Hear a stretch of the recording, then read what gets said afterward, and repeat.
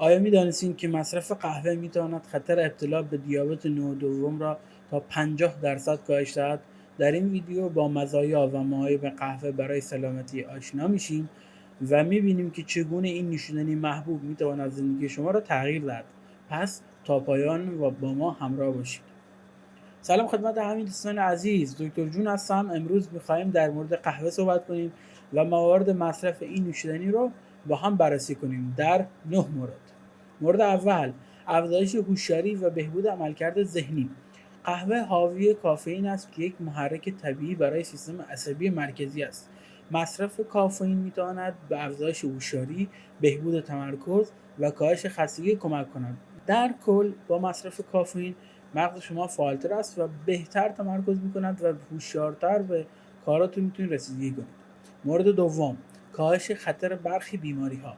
مطالعات نشان دادند که مصرف منظم قهوه میتواند خطر ابتلا به برخی بیماری‌ها را کاهش بده. مثل چی؟ مثل دیابت نوع دوم، بیماری پارکینسون و آلزایمر و بیماری کبدی.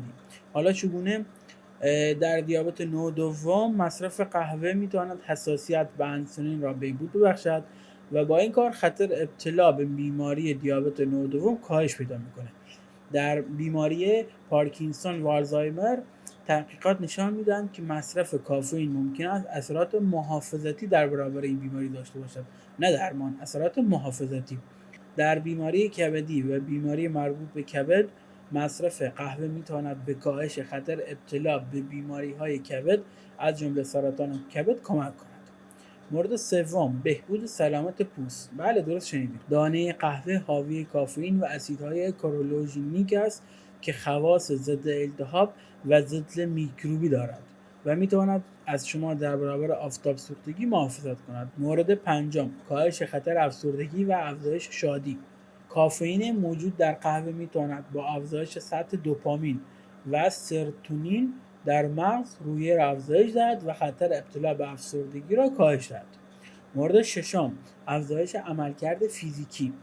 کاهش کافئین موجود در قهوه میتواند عملکرد فیزیکی را با افزایش سطح آدرنالین و تجزیه چربی‌های بدن برای تولید انرژی بهبود ببخشد. مورد هفتم، حاوی آنتی اکسیدان. قهوه حاوی مقادیر زیادی آنتی اکسیدان است که میتواند به کاهش آسیب‌های اکسیداتیو و التهاب در بدن کمک کند. مورد هشتم، کاهش خطر مرگ زودرس.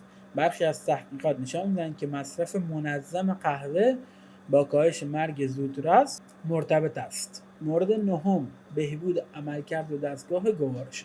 مصرف منظم قهوه میتواند به تحریک حرکت روده‌ها کمک کرده و به بهبود عملکرد دستگاه گوارش کمک فراوان می‌کند.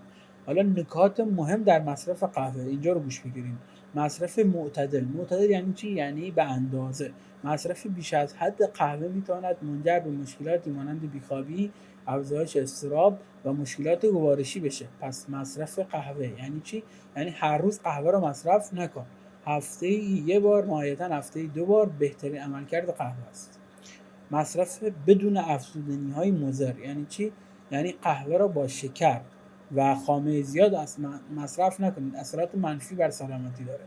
در مجموع مصرف معتدل قهوه میتواند بهبودهایی در سلامتی ایجاد کند، اما باید به یاد داشت که هر شخص ممکن است واکنش متفاوتی به کافئین داشته باشد. یعنی کافئین موجود در قهوه ممکنه روی یکی اثر بذارد، روی یکی دیگه اثر متمایز و متفاوتی بذارد و همه مثل هم نیستن.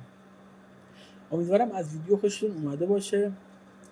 برای بهبود سلامتی خود حتما این کانال رو ساب کنید و ما رو دنبال کنید و ویدیو رو برای دوستان خودتون بفرستین. ساب یادتون نره. خدا نگهدار.